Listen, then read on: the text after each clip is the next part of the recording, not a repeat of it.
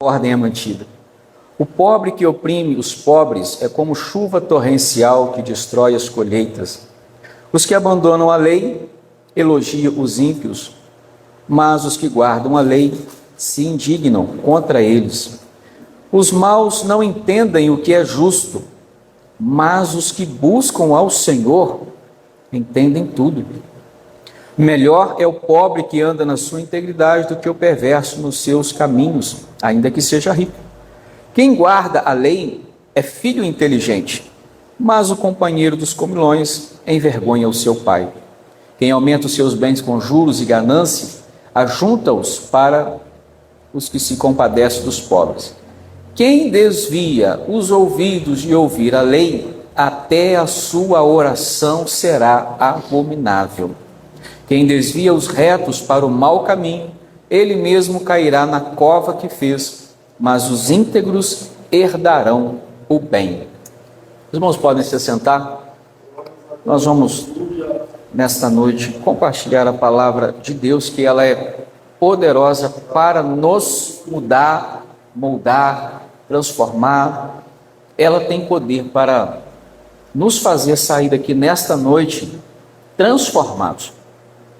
A palavra de Deus tem poder para isso.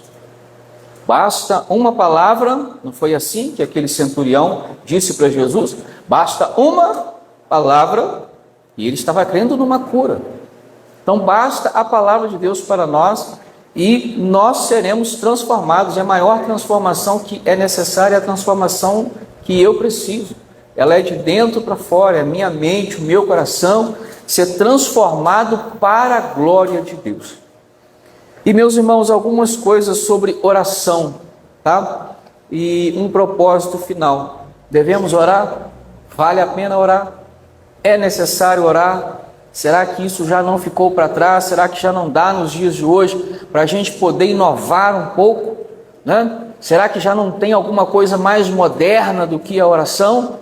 Será que já não tem algo aí que a gente já pode assim colocar no lugar da oração para fazer a diferença e ser mais fácil para a gente? Afinal de contas, né, muitas coisas já se modernizaram. Muitas coisas já se modernizaram, né? Será que a oração também não tem alguma evolução e a gente está ficando para trás? Será que não tem alguma coisa que nós estamos perdendo? Vamos observar algumas partes aqui para a gente nesse texto. Eu achei interessante porque esta palavra hoje eu meditei com meu filho de manhã. Nós estávamos juntos num tempo com Deus e meditei nesta palavra. E o primeiro versículo vai dizer que o ímpio, ou seja, aquele que não teme a Deus, aquele que não se preocupa em andar nos caminhos do Senhor, não tem nada atrás dele, mas ele já está fugindo, ele já está com medo. Ele vai deitar para dormir, não está acontecendo nada, mas o medo está ali apavorando ele. Ele não tem uma noite de sono tranquila, ele não tem um sono reparador, nada está acontecendo e ele já está temendo, né, o pior, o desastre. Mas o texto continua dizendo que o justo, o que ele faz? Ele se posiciona e fica firme e enfrenta com coragem como um leão. E aí foi dito aqui hoje, sobre nós nos posicionarmos, sobre nós ficarmos firmes. Irmãos, na hora da adversidade, na hora da luta, o pastor Marcos pregou por esses dias falando sobre isso, permaneçamos firmes. Erga a sua cabeça. Está doendo, tá daquele jeitinho que a gente sabe que fica do lado de dentro, mas fique firme no Senhor, porque a força vem dele, a graça vem dele, é ele que nos dá condições de avançarmos, é ele que nos dá condições de avançarmos. E se nós ficarmos firmes no Senhor e nos lembrarmos de que a palavra de Deus nos diz que o nome do Senhor é torre forte, e todos aqueles que correm para ela, ou seja, todos aqueles que correm para esta torre forte, estão seguros. E como é que nós corremos para essa torre forte? Clamando, orando, jejuando, buscando ao Senhor, fechando a porta do nosso quarto e tendo um tempo com Deus, brigando com as outras coisas para que ela não roube de nós o tempo que precisamos ter com Deus. Então o nome do Senhor, ele vai ser torre forte para mim e ele vai ser uma torre forte para você. E aí vem a próxima parte do versículo dizendo: aqueles que correm para ela. Você tem corrido para o Senhor? Ou será que nós temos corrido do Senhor? Temos feito como este ímpio, que ele foge? Qual tem sido a nossa atitude? E ele vai continuar, e quando chega no versículo 9, sendo hoje um culto de oração, a palavra a respeito de oração, o texto vai dizer para a gente que quem desvia os ouvidos de ouvir a lei, o que é esta lei? É a palavra de Deus. O que é esta lei? É o ensinamento da palavra. O que é esta lei? É a palavra de Deus revelada para nós e que ela está aqui. Não precisa de emenda, não precisa de adicional. A palavra de Deus está revelada, escrita para nós e tudo que nos é necessário aqui está. E aqui o texto está nos dizendo que aquele que desvia os seus ouvidos de ouvir a lei, até a sua oração será o quê? Estou lá no versículo 9, meu filho. Até a sua oração será... Quer orar certo? A bússola para uma oração certa está aqui. Quer orar de uma maneira que Deus vai te ouvir? O direcionamento está aqui. Quer orar de uma forma que a sua oração vai chegar no céu? A bússola, o caminho, a orientação, ela está aqui. Como eu faço, quando eu faço, em que lugar eu posso orar, de que maneira eu devo orar, como eu devo orar por aqueles que me perseguem, como eu devo orar por aqueles que me caluniam, como eu devo fazer os meus propósitos de oração. Será que eu ainda devo fazer propósito de oração? A palavra de Deus está nos dizendo que se nós desviarmos os nossos ouvidos da palavra do Senhor, até a nossa oração será abominável. Mas por quê? Cairemos naqueles que ouvirão do Senhor Jesus naquele grande dia: apartai-vos de mim, porque eu vos não conheço. Ah, mas eu preguei, mas eu ensinei, mas eu expulsei demônios, mas eu fiz milagres, eu fiz maravilhas no teu nome, por que nós estamos sendo expulsos? E Jesus vai dizer: afastai-vos de mim, vós que praticais a iniquidade. Ouviu, aprendeu, ensinava, mas não praticava. Então, se nós desviarmos os nossos ouvidos da palavra do Senhor, nós também podemos cair neste mesmo perigo. Quando nós chegarmos diante de Deus para orar ao Senhor: Pai, me ajuda, Pai, me socorre, Pai, me sustenta, me dá um livramento, entra com provisão naquela causa, né? Me ajuda nessa situação aqui. Talvez nós venhamos escutar do Senhor assim: como você tem andado diante de mim? Como você tem obedecido a minha palavra? Aonde está? Onde estão os seus pés? Onde estão suas mãos? Onde tem tocado os seus pés? Onde tem tocado suas mãos? O que os seus ouvidos têm escutado? O que os teus olhos têm visto? O que a sua mente anda maquinando? O que o seu coração anda sentindo? Aonde está você? Caim estava tão longe de Deus que a oferta que ele levou, ele nem se deu conta de que o seu coração já estava longe do Senhor, Mas ele leva uma oferta e Deus o repreende e não aceita a oferta, porque o coração dele já estava afastado do Senhor há muito tempo. Se nós acharmos que Deus está precisando ouvir as nossas palavras, nós estamos tremendamente enganados, porque foi Ele que nos amou primeiro e não nós a Ele. O Senhor não nos deve nada, foi Ele que nos amou e Ele espera de nós que nós vamos ouvir a sua palavra e obedecer. Mas será que vai valer a pena? Será que vai valer a pena? Malaquias 3,18 vai trazer para a gente uma resposta. Aí hoje, eu indo para a escola, levando minha filha para a escola e pensando algumas coisas com o Senhor, em alguns processos, e aí eu gosto muito desse versículo e perguntei para ela: minha filha, esse versículo Malaquias 3,18 diz para a gente, vamos ler juntos no 3? 1, 2, 3. Então vocês verão mais uma vez a diferença entre o justo e o ímpio, em quem serve a Deus e não serve. Você crê nessa palavra? Você crê nessa palavra? Aí eu falei com a minha filha assim: minha filha, você crê que vai haver diferença entre aquele que serve a Deus e aquele que não serve? Aí ela disse para mim assim: pai, mas tem diferença? Aí eu fiquei calado, porque ela fez uma pergunta muito correta, e nós devemos fazer essa pergunta, para que nós venhamos ser levados a experimentar pela nossa prática e verificar o seguinte: tem diferença entre aquele que serve a Deus e aquele que não serve? Tomando pedrada, vai de um lado, vai do outro, e vem calúnia, e vem mentira, e vem fofoca, e vem aquilo outro, você faz, não agrada, você vai, e a coisa toda, e será que tem diferença? Mas a palavra do Senhor nos assegura, está recheada de exemplos: sede firme, sede constante, seja sempre abundante, faça conforme vier nas tuas mãos, não seja negligente, não faça de qualquer maneira, não seja frouxo, mas seja valente, corajoso, se posicione. Vai fazer diferença, sim. É o Senhor que abençoa o trabalho das nossas mãos. É o Senhor que abre portas aonde não tem. É Ele que responde aquilo que não tem. É um enigma. Ninguém tem uma solução. Deus tem. E se nós ficarmos firmes, e se nós formos até o final de nossas vidas, preste atenção, se nós ficarmos firmes e formos até o final de nossas vidas, sim, nós continuaremos a ver que há diferença entre aquele que serve a Deus e aquele que não serve. Não é aquele que vem para a igreja, é aquele que serve ao Senhor. O justo e o ímpio.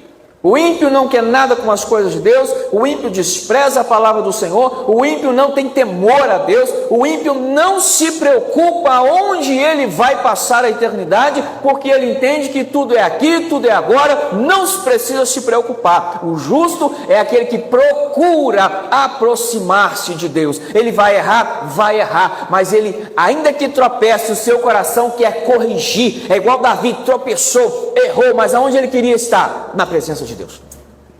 Tanto que ele suplica: Senhor, não retire de mim o teu Espírito. E nós precisamos entender e saber, meus irmãos, vale a pena servir ao Senhor, vale a pena orar, porque ainda tem resposta de Deus quando nós nos colocamos em oração. Ainda vem resposta do céu quando nós nos posicionamos em oração. Tem resposta do céu.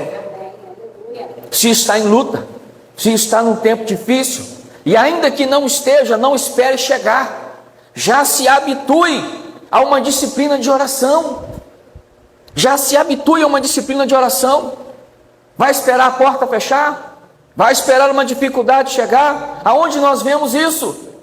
Olha como o nosso mestre fazia. Ele orava sempre. Jesus estava ali, uma hora atendia o enfermo, uma hora estava atendendo um cego, uma hora estava atendendo alguém que chegava em prantos, outra hora ele estava indo visitar alguém, em outro momento recebendo alguém, em outro momento ele estava ensinando os discípulos, outra hora estava resolvendo uma confusão entre os discípulos, em outro momento estava pregando para a multidão, em outro momento ele estava lá discutindo assunto teológico com o pessoal lá, em outro momento ele estava passando por uma fronte, em outro momento ele estava se escondendo porque queriam pegar ele, queriam prender ele, mas ainda assim ele tinha tempo para orar.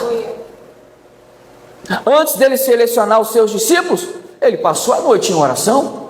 Ao ser batizado, ele estava orando. Na noite de maior agonia, antes da sua crucificação, onde é que ele estava? No Getsemane, orando. E nos dias de hoje, nós muitas vezes estamos dizendo: eu não tenho tempo para orar, minha vida é tão corrida e eu não tenho tempo para orar. O nosso mestre nos ensinou a administrar o tempo e a dar prioridade àquilo que dá vida à nossa vida, porque eu tenho tempo para tomar um café da manhã, eu tenho tempo para almoçar, eu tenho tempo para fazer um lanche, eu tenho tempo para poder ir trabalhar, eu tenho tempo para poder me ajeitar, tomar meu banho, trocar minha roupa, eu tenho tempo para poder fazer tantas coisas. Eu também consigo, com a graça de Deus, administrar o meu tempo e falar assim: espera tudo para lá agora, porque eu preciso conversar com o autor da vida. Não foi cantado aqui? Eu preciso conversar com o autor da vida. Eu estou vivo, então o propósito está valendo, o propósito está de pé. Eu estou vivo, então a promessa de Deus na minha vida está de pé. Você está vivo, a promessa de Deus está de pé. Você está vivo, a chama do Espírito Santo está aqui para poder inflamar o teu coração. Não é mágica. Não é mágica, é disciplina. Não é mágica, é atitude. Não é mágica, é perseverança. Não é mágica, é levantar e dobrar os joelhos e orar ao Senhor. Não é mágica, é decidir crer: Senhor, eu quero ver a glória do Senhor nessa situação.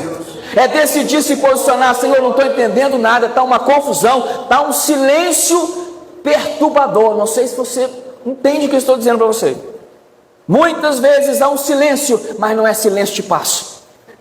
É um silêncio perturbador, porque você sabe, se estiver ligado, você sabe, Deus te dá um discernimento, Deus te dá um entendimento, alguma coisa está acontecendo. E ao crente resta fazer o quê? Meu irmão, vai lá no colega do trabalho do lado e pergunta para ele o que está acontecendo. Vai no vizinho e pergunta. É isso que o crente faz? Não é não, irmãos. O crente vai falar com aquele que era, que é e há de ser. O crente vai falar com aquele que é o Deus de Abraão, de Isaac e de Jacó. O crente vai falar com aquele que é o Pai da eternidade, o Príncipe da paz. O crente vai falar com aquele que antes que eu tivesse vida, antes que o meu corpo fosse formado, antes que eu saísse do ventre da minha mãe, todos os meus dias estão escritos no livro dele. Amém. O crente vai orar. O crente vai falar com Deus. O crente vai conversar com aquele que sabe de tudo, e ainda que ele não te responda nada, a proteção dele está sobre nossas vidas. E o Senhor guarda o nosso coração, guarda a nossa mente. Talvez nós não vamos saber o porquê daquele silêncio, mas pode ter certeza, o Senhor te guarda, o Senhor te livra, o Senhor te sustenta. Sejamos, meus irmãos, fiéis nos nossos dízimos, sim. Nas nossas ofertas, com certeza. No cultuar ao Senhor, sim. Mas sejamos fiéis também em dedicar o nosso tempo a Deus. Não é fácil. Por esses dias eu comentei, não me recordo exatamente onde, acho que eu comentei com o pastor Marcos. A gente estava num lugar, numa reunião, e um dos pastores disse algo mais ou menos assim: o nosso problema é que nós queremos fazer a obra de Deus sem esforço. Muitas vezes nós queremos encontrar respostas, estratégias, recursos, formas de trabalho para ficar mais suave, para a gente fazer a obra de Deus. Mas por que tem que ser assim? Por que tem que cultuar 3 vezes na semana, 4 vezes, porque ainda tem escola dominical? Nossa, mas ainda tem que visitar a congregação? Mas por que tem que orar? Não basta só ler a Bíblia? Às vezes nós queremos buscar conforto para aquilo que Jesus disse assim: olha, no mundo tereis aflições, eu já vos disse isso para que vocês tenham paz, eu venci o mundo. A obra do Senhor é feita com esforço, então vai haver momentos que vai requerer de nós, sim, um pouco mais de esforço. E esforço não é fazer aquilo que você está acostumado. Esforço é fazer aquilo que eu sei, conheço minhas forças, estou acostumado a carregar uma lata de 10 quilos, levo ela 5 vezes daqui para lá e volto. 5 vezes, esse eu estou acostumado a fazer. Mas alguém vem e diz assim: carregue mais 2, logo após terminar de carregar 5. Mas peraí, esse aqui é meu limite, isso aqui eu estou acostumado a fazer, eu já fui e voltei 5 vezes. Daqui para frente agora é um esforço, é uma força maior do que a que você está acostumado a fazer, dentro daquilo que você já sabe fazer. A obra do Senhor é feita com esforço. Quando Deus vai dizer: Josué, esforça-te e tem bom ânimo, o Senhor também continua dizendo para nós: nos esforcemos, porque a recompensa vem dele, não é do homem. E então eu digo, creio e tenho vivido, e digo para você: experimente o Senhor também, porque é verdade. Mais uma vez eu verei, mais uma vez você verá a diferença entre o justo e o ímpio, entre o que serve e o que não serve ao Senhor. E vai haver boa diferença, diferença que vai trazer abastança de bênçãos sacudidas, recalcadas, transbordantes e abundantes sobre as nossas vidas. Bênçãos não só materiais, mas espirituais, bênçãos as maiores de Deus sobre as nossas vidas. Quanto recebem essa palavra nessa noite? Amém. Creia no Senhor Jesus e verás a glória do Senhor sobre a sua vida e a sua casa. Eu agradeço a oportunidade no nome do Senhor Jesus, e que nós possamos permanecer firmes na palavra do nosso Deus. Aleluia, Jesus.